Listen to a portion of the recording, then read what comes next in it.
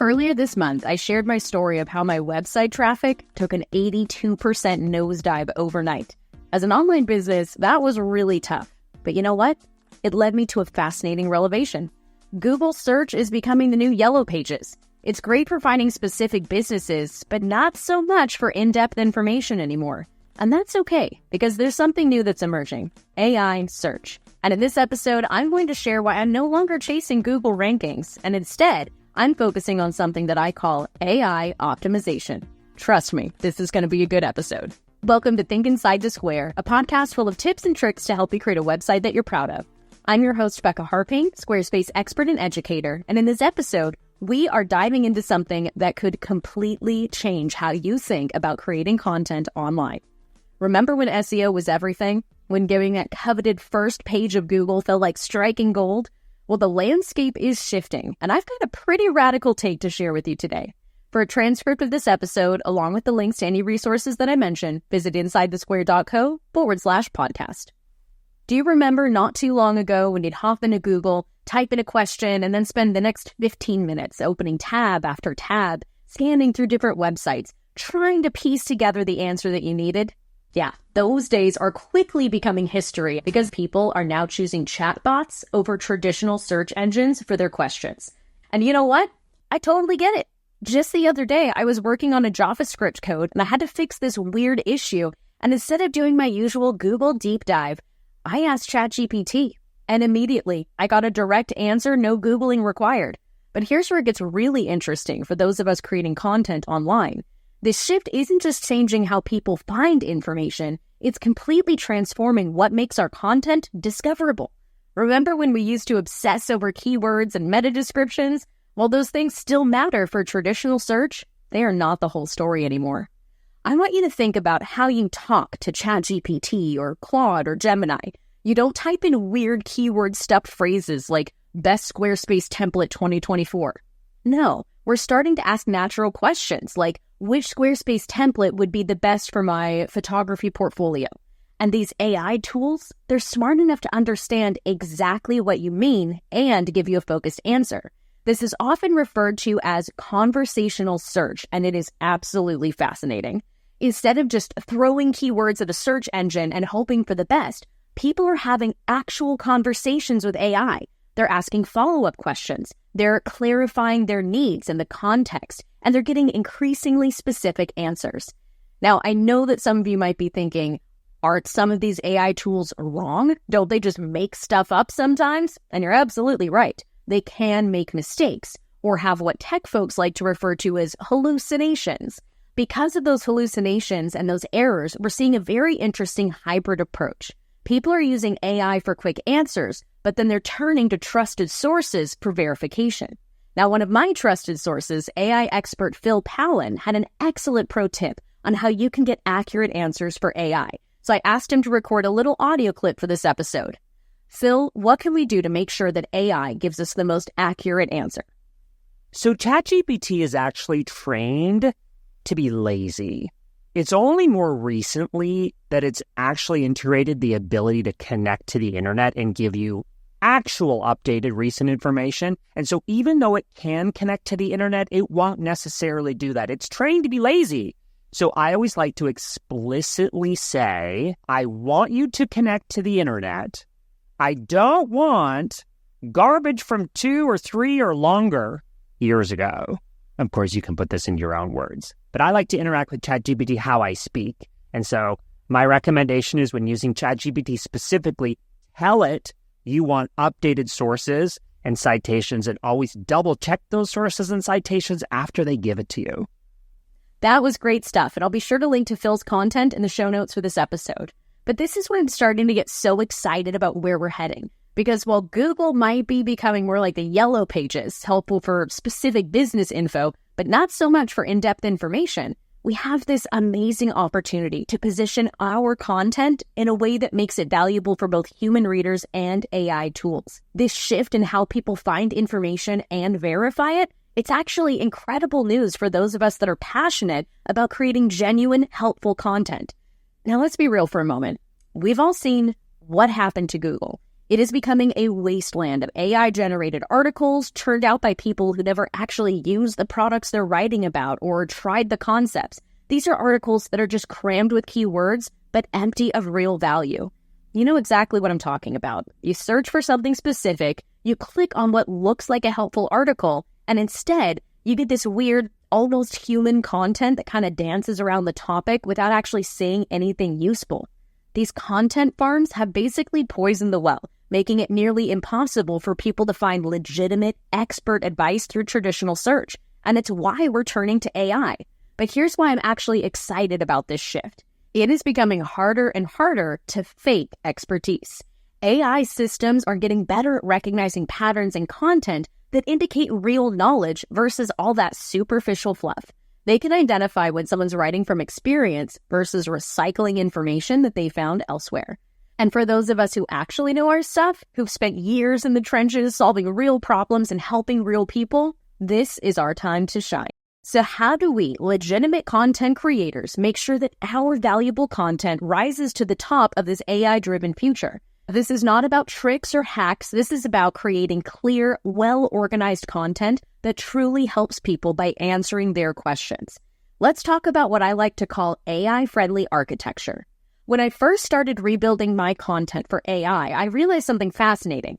The same principles that make content easy for humans to understand can also make it easy for AI to process. It's like we finally can align the technical side of content with actual human needs, and I think that's really cool. Now, the foundation of this AI architecture starts with a proper heading structure.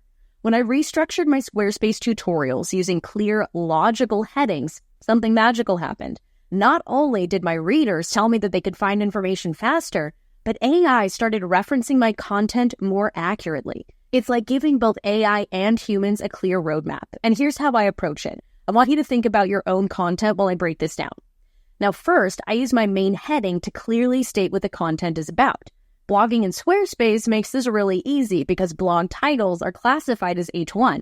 Now, these titles, I never use clever wordplay or make them cutesy. I use crystal clear language. Instead of the ultimate guide to making your site header button clickable, I'll say something like how to customize the header button style in Squarespace.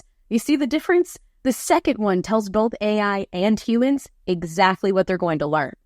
After that heading one, I started to use subheadings to break down the major topics of the tutorial. Think of these like chapters in a story. For my own tutorials, the first section could be about the design settings that are available, then when to use CSS and how to access CSS. Each one leads logically to the next. Now, here's where it gets really interesting. Once I organized those headings, I started creating what I like to call digestible chunks of information. Okay, you know those recipe blogs where you have to scroll through someone's life story to find the actual recipe? Yeah, we're not doing that anymore. Instead, I started to organize my content into clear sections. I include bullet points for quick takeaways. I include numbered steps for my tutorials. I include short, focused paragraphs that make one point at a time. And my code snippets, those are clearly labeled. And then, my favorite part of all, FAQ sections. These are pure gold for AI optimization. Why? Because they mirror exactly how people ask questions to AI chatbots. When I started adding little FAQ blocks to my tutorials, I noticed something fascinating. AI started to pull direct quotes from my content more frequently. It's like I gave AI a little cheat sheet of the most valuable information. But here's a pro tip that took me way too long to figure out. This FAQ content shouldn't just be a repetition of what's in your content. It needs to address the follow-up questions, the edge cases, the but what if scenarios that your readers are going to have. This not only makes your content more valuable for AI, but it provides comprehensive answers. Now, another game changer, using what I like to call context bridges. These are short sentences that connect different sections of my content, explaining why one topic leads to another. It's not just about making the content flow better for humans, but this content bridge helps AI understand the relationship between the different concepts that I'm discussing. And also, do not forget about multimedia content. I used to just throw a video link into my tutorial and not give it much thought. But now I make sure that every image, every video, every audio block has detailed alt text, and I've started to include transcripts and descriptive summaries. Now, for those descriptive summaries and those transcripts, I can include those in a quick accordion dropdown in Squarespace, and you'll see that in the show notes for this podcast episode. I think the best part about all of this is that when you structure your content this way, you're not just optimizing for AI, you're optimizing for understanding. I've had readers reach out to me, tell me that they'd rather read the transcript than listen to the episode, and vice versa. So it's really a win-win for us humans and the bot.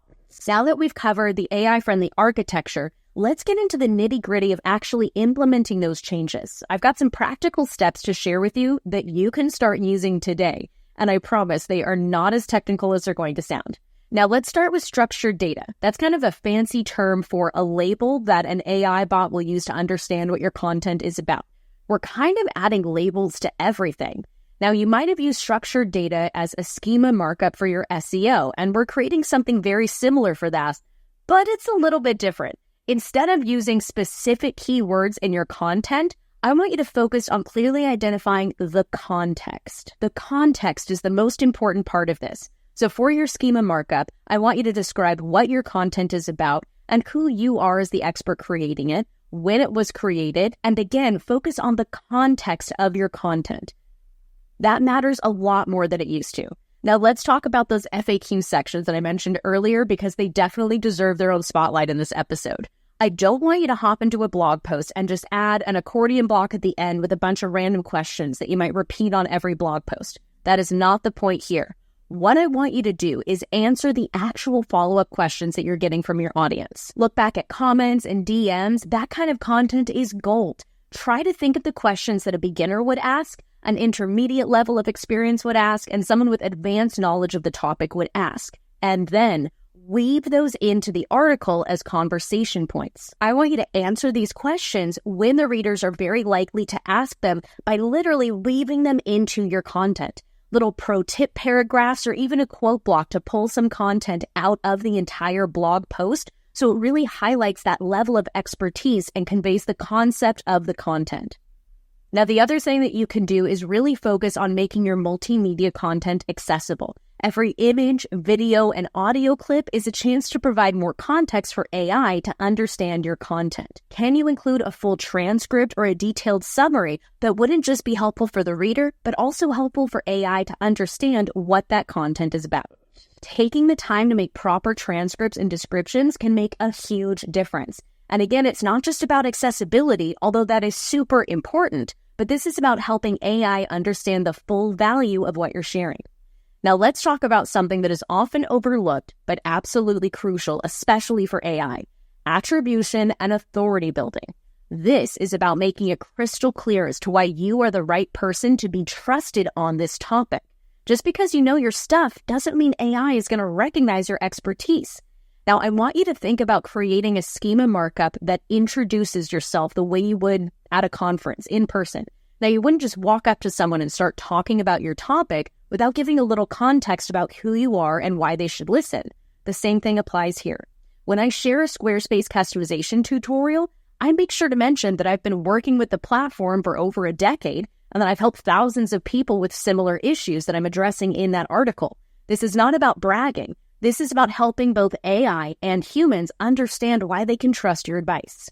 And speaking of trust, we've got to talk about citing your sources. This is something that I've become really passionate about. When you reference other experts or include statistics, link to them. This isn't just about giving credit where it's due. This is about showing AI that you are a part of a larger conversation in your field. You're not just there spouting your opinions, you're contributing to a broader discussion with other experts. Now, the beautiful thing about all of these steps is that they really work together. When you combine clear structure, those helpful FAQ snippets, some optimized multimedia, and proper attribution, you're not just making your content more AI-friendly, you're making it more valuable for everyone who encounters it. When you have these systems in place, you're going to spend less time wondering how to organize your thoughts, less time wondering about what keywords you should rank for, and more time about sharing your valuable expertise. And that's what we're all here for, creating that conversational content that can genuinely help people. Now, before I wrap up this episode, I want to talk about something that gets me pretty excited: where all of this is heading. You know, when I first lost my Google traffic, I kind of felt like I got fired from the internet. I felt like the rug had been pulled out from underneath me. But now I genuinely am starting to see this as one of the best things that could have happened to my business because it forced me to look forward instead of trying to play catch up with an outdated system. Here's what I've realized as a content creator. It's no longer about getting traffic. When AI cites your content, it's acknowledging you as an authority in your field. Now think about it. When someone asks ChatGPT or Claude or Gemini about Squarespace customization and they reference one of my tutorials, that is getting a stamp of approval from the world's most thorough researcher. It's like saying this person knows what they're talking about, and I love it. Now the really cool part, unlike traditional SEO where you're competing for handfuls of spots on the first page of Google, AI can cite multiple sources in a single response. So it's no longer about beating our competition. It's about being a part of the conversation. It's about sharing your unique perspective and adding your expertise to the mix. And I think that is incredible. Now, I want to share something that might sound a little bit counterintuitive at first. The best way to position your content for AI visibility, it's not to write for AI at all. It's to write for humans in a way that AI can better understand. You no longer have to worry about ranking for the right keywords and competing with those content farms that we talked about earlier. Those content farms, they're trying to game the system just the same way that they did with Google. But AI is getting better and better at recognizing genuine expertise and authentic voice. Now, I've started thinking about my content strategy like building this library of resources rather than a bunch of individual articles. Every piece of content I create now is just part of a larger knowledge database. When I write a tutorial, I'm not just thinking about that one specific topic. I'm thinking about how it connects to everything else I've created and everything that I plan to create. Now, this is a sustainable content strategy. I'm not chasing trending topics or trying to game the system. I get to focus on creating content that answers real questions for my actual audience, that draws from my genuine expertise, and connects my content to other content in meaningful ways. The future of content discovery is not about quantity. It is absolutely about quality, and it's about authenticity, and it's about interconnectedness. It's about creating content that stands the test of time and actually helps people solve their problems. And you know what makes me the most optimistic about this shift? For the first time in a long time, the technical side of content optimization truly aligns with what's best for our audience. We're not trying to stuff keywords or build artificial backlinks anymore. We're just trying to share our knowledge in the clearest and most helpful way possible. And that's what this really comes down to. Now, whether someone finds your content through AI, through social media, through word of mouth, what matters is that when they do find it, it genuinely helps them. That's what builds real authority. That's what creates lasting impact. And that is what will keep your content relevant no matter how technology evolves. The future of content is not about fighting algorithms or gaming systems. It's about sharing your expertise in a way that is clear, helpful, and authentic. And if you ask me, that's exactly how it should be. All right, let's wrap this episode up with some concrete steps that you can take today to make your content more AI-friendly. First, I want you to audit your existing content. Just start with one blog post. I want you to look for opportunities to add clear headings. I want you to look for opportunities to create those content bridges where you can lead one section of content to the next. And I also want you to look for spots where you can include FAQs. Can you answer more questions that people might have about that content? Answer the specific questions that your audience is asking. You can also consider creating a dedicated resources page that AI can easily reference there on your website because interlinking your content is becoming incredibly important. The number one takeaway from this episode is that it's no longer about trying to game the system or outrank each other. Creating content is about creating accessible content that serves human readers and AI systems. The future of content discovery is changing, and we have the opportunity to be at the forefront of this shift. Thank you so much for listening to this episode of Think Inside the Square. If you enjoyed it, please subscribe to my podcast wherever you happen to be listening or watching this episode. And if you're checking this out on my blog or on YouTube, hop into the comment section and let me know what you think. Thanks again for tuning in, and most importantly, have fun with your website. Bye for now.